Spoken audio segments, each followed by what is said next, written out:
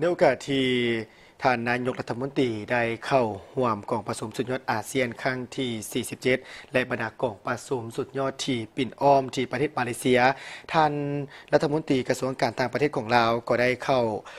พบปะกับคู่ร่วมตำแหน่งจากบรรดาประเทศเพื่อนมิตรในวันที่27ตุลา2025ที่กัวลาลัมเปอร์ประเทศมาเลเซีย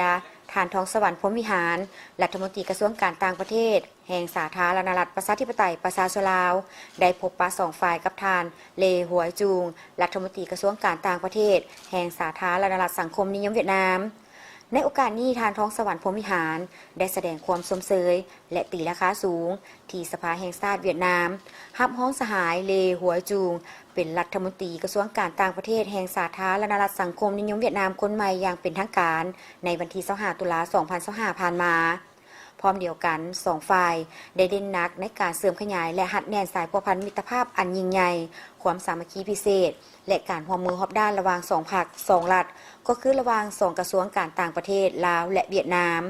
สองฝ่ายเห็นดีเป็นเอกภาพในการสืบต่อสุขยุบรรดากระทรวงแขนงการต่างๆสืบต่อจัดตั้งปฏิบัติบรรดาผลการพบปะของสองกลุ่มการเมืองก็คือผลของกองประชุมครั้งที่47ของคณะกรรมการร่วมมือลาวเวียดนาม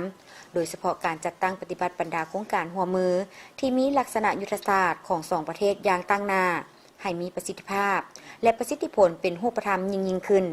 สองฝ่ายยังได้ตีราคาสูงการพัวพันร่วมมือและการประสานสมทบกันอย่างแน่นแฟ้นระหว่างสองกระทรวงการต่างประเทศในระยะผ่านมา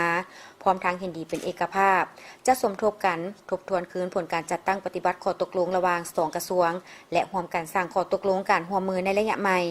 โดยเฉพาะแม่นเพื่อแนะใส่การสุกยู่การแลกเปลี่ยนบทเรียนการทูตเศรษฐกิจการค้นคว้าและแลกเปลี่ยนทัศนปัญหาต่างๆในภาคพื้นและสากลที่สองฝ่ายมีความสนใจ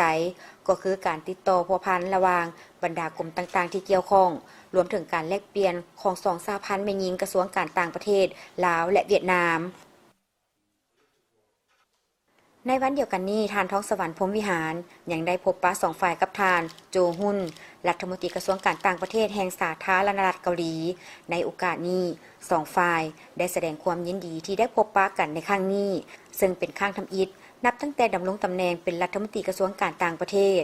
สองฝ่ายได้ตีราคาสูงและสมเสยต่อสายพัวพันมิตรภาพและการร่วมมือที่ดีระหว่างสาธารณรัฐประชาธิปไตยประชาชนลาวและสาธารณรัฐเกาหลี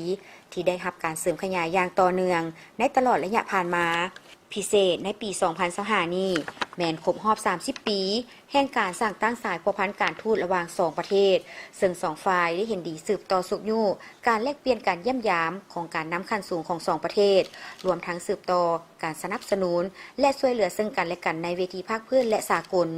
ฝ่ายลาวได้ตีราคาสูงต่อการช่วยเหลือของสาธารณรัฐเกาหลีในด้านต่างๆตลอดซุ้มปีผ่านมา